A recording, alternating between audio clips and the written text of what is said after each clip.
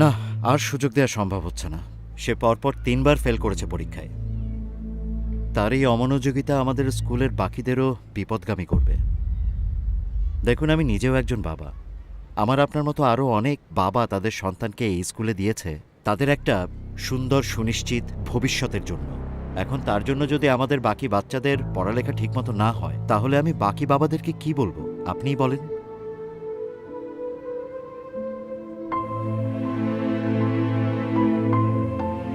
Sir, শেষবার, আর একটা বার, মানে এরপর যদিও খারাপ করে আমি নিজে ওকে স্কুল থেকে নিয়ে চলে যাব।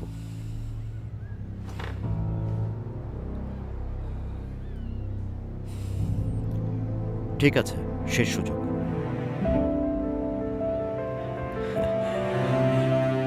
Thank you sir.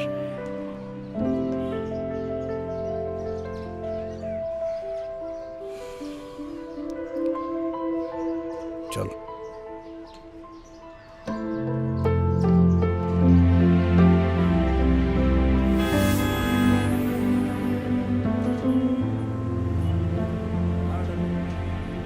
আমাদের দেশে গড়ে প্রতিদিন কতজন সন্তান জন্ম নেয় জানিস?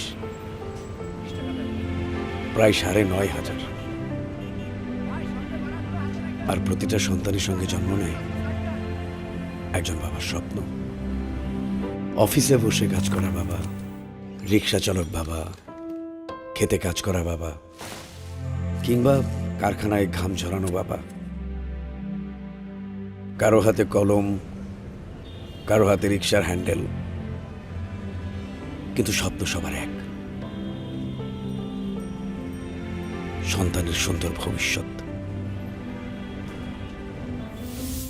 আর এই সন্তানকে মানুষ করতেই সবাই করে হাড় ভাঙা পরিশ্রম।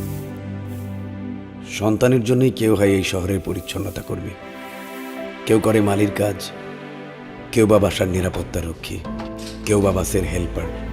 ভাইজান ভাড়াটা দিয়েন।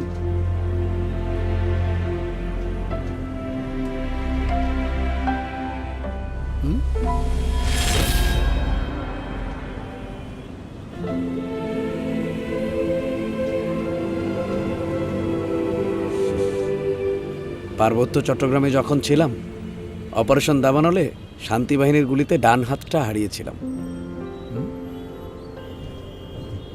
ডান হাতটা চলে গেলেও জীবন তো আর যায়নি। জীবনটা চলে গেলে এই স্বপ্নটাকে তো আর বড় করতে পারতাম না। না ভাইজান, আপনার তে ভাড়া লমুন আমি। আপনারা হইলেন এই দেশের রক্ষক। বন্যা, ঘূর্ণিঝড়, অগ্নিকাণ্ড সব জায়গায় সবার আগে আপনাদেরকেই পাশে পাই। আজকে যদি এই দেশের সেনাবাহিনী না থাকতো, এই দেশটার যে কি অবস্থা হইতো আল্লাহই জানে। ভাইজান, আপনার মতো আমার একটা পোলা আছে, ওর লেগে একটু দোয়া করেন। আমি ওরে মানুষের মতো মানুষ করতে চাই। না না ভাইজান, আপনি দোয়া করেন ভাইজান। আপনারা আমগো দেশের গর্ব। তোকে যখন স্কুলে ভর্তি করাই, তখন তোর দাদু মৃত্যুর সঙ্গে লড়ছিল। মাস শেষে যে করে টাকা থাকতো, সংসারের খরচ, তোর দাদুর চিকিৎসার টাকা, তারপরও বুক ভরা স্বপ্ন নিয়ে তোকে স্কুলে দিয়েছিলাম।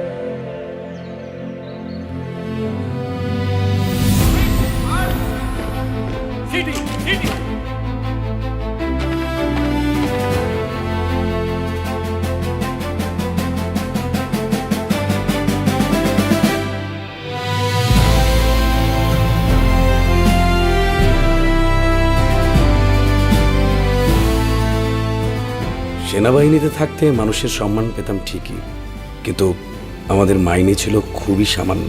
তারপরেও কিন্তু তোর সব চাওয়া পূরণ করার চেষ্টা করেছি।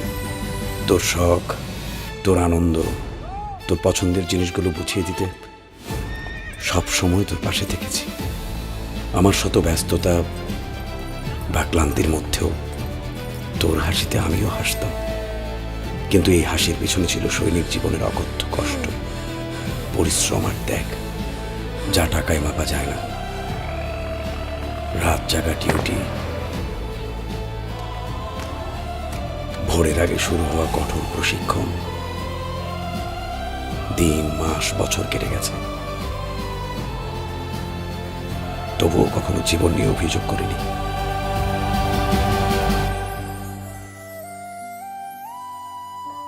কারণ আমার দুইটা প্রেরণা ছিল, তোকে নিয়ে আমার স্বপ্ন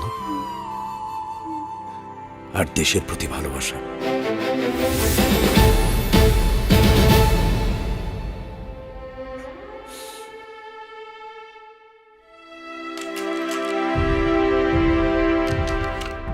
পার্বত্য চট্টগ্রামে দেশের শত্রুদের বিরুদ্ধে অপারেশনে গিয়ে গুলি খেয়েছে।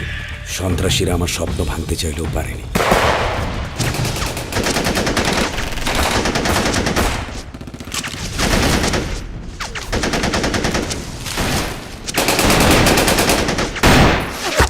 তবে ইউনিফর্মটা ছাড়তে হয়েছে।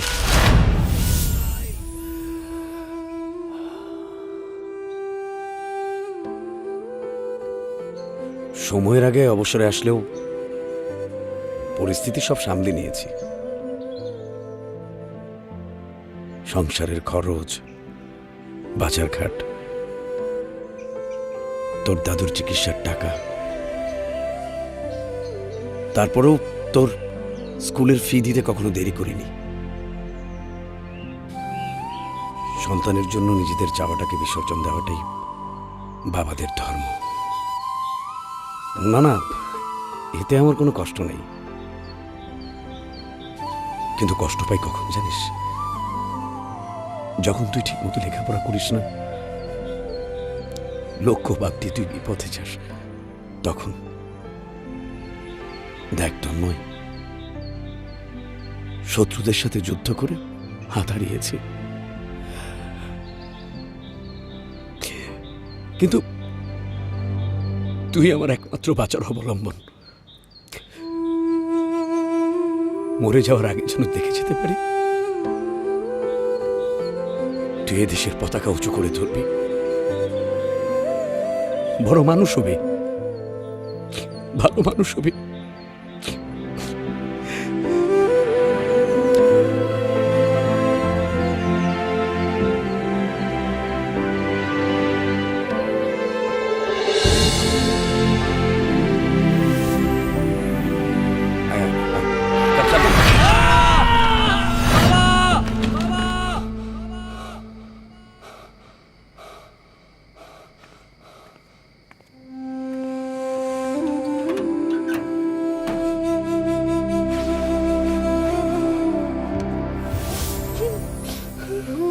কি কি হয়েছে রে পাগল?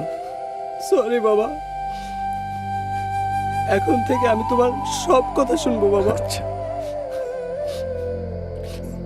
কি হয়েছে রে বোকা? কালকে না তোর পরীক্ষা, বাবা তোকে নিজে স্কুলে নিয়ে যাবে। হ্যাঁ, আমি হাঁটবো বলে তোমার স্বপ্নের পথে সাজিয়েছো বাবা তুমি আমার রাস্তাকে বাধাহীন রঙিন করে।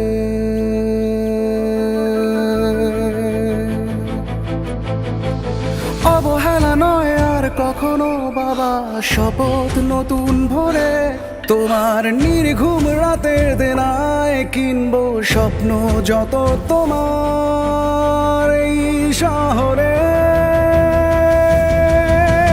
হারবে না তুমি নতুন প্রত্যয়ে, আমি হারতে দেব না তোমার স্বপ্নকে কখনো। নতুন সূর্য আমাদের দিগন্তে উঠেছে নতুন বার্তা নিয়ে।